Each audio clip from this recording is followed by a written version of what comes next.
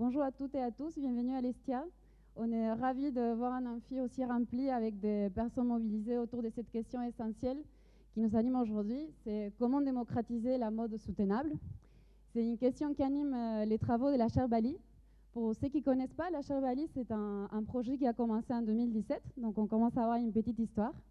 Et on a démarré notre 3e cycle d'activité en juillet cette année autour de cette question de la mode soutenable. Et on est une chaire d'enseignement et de recherche autour de la mode durable. Une chaire d'enseignement veut dire que nous, à l'Estia, on essaye de sensibiliser nos élèves ingénieurs aux questions de la filière, à former des ingénieurs qui soient motivés et capables de fabriquer, de produire, de concevoir autrement. Pour cela, on conçoit des modules d'expertise ou des enseignements, par exemple autour de l'éco-conception. Donc on travaille avec nos partenaires de la chaire pour cela. Et donc on est une chaire d'enseignement et de recherche. Depuis hier, on a la première docteure de la chaire Bali, qui vous aurez l'occasion de découvrir. Voilà.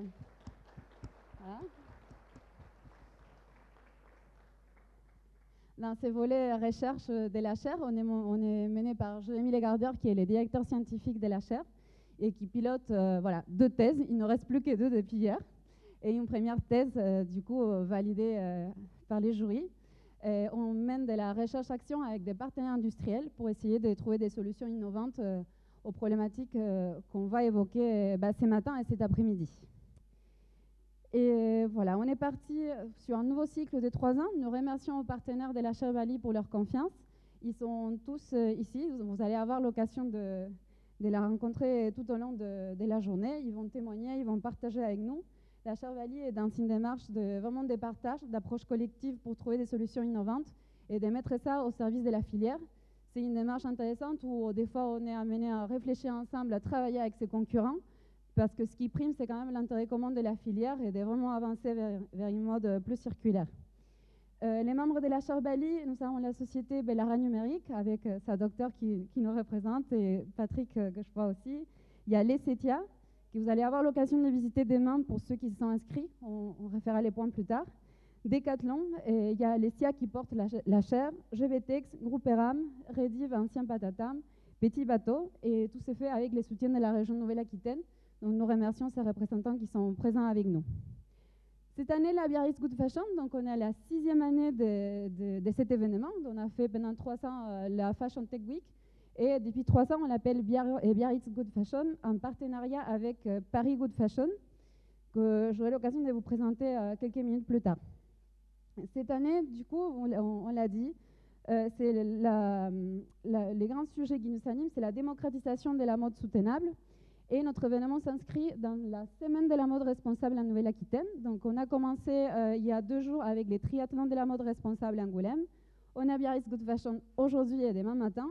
Demain, on continue avec les rencontres de la mode responsable à Poitiers.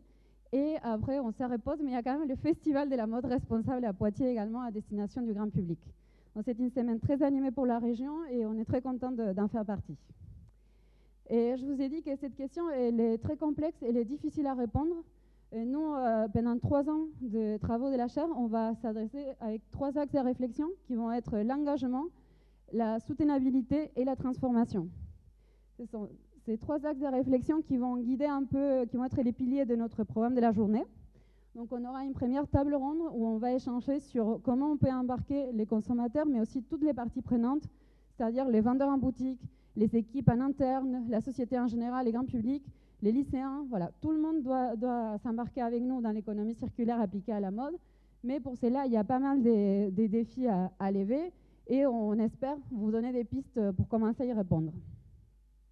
Nous avons une deuxième table ronde sur une question très complexe aussi, qui est celle de la soutenabilité et de comment on peut conjuguer les bénéfices économiques, écologiques et sociaux. La logique de rentabilité est très importante dans le monde de l'entreprise. On doit quand même assurer la survie économique de l'industrie, mais tout cela en essayant de diminuer l'impact sur l'environnement. Donc on espère encore une fois vous donner quelques pistes de comment cela peut être possible. Et je vous ai également parlé des transformations. Donc cet après-midi, on aura une table ronde dédiée à comment on peut faire de la circularité une réalité industrielle, comment on peut vraiment franchir les caps et passer à l'échelle industrielle avec des solutions concrètes qu'on partagera avec vous cet après-midi. Les programmes sera complété par des présentations des thèses de Lachar Bali. Donc, Panchika Hospital va nous faire son introduction avec une restitution de sa thèse soutenue hier, mais on a aussi d'autres doctorantes de Lachar qui vont vous présenter leurs travaux. On a également, comme chaque année, on va donner la parole à 4 startups qui proposent des solutions innovantes pour la mode circulaire. Ils auront 10 minutes pour vous présenter les travaux de plusieurs mois, voire plusieurs années, mais on est content de partager ça avec vous. Et on va clôturer la journée en s'adressant à une question quand même très très essentielle de la filière, c'est qu'est-ce qu'on fait des déchets textiles? Comment on résout ces questions? Comment on l'adresse?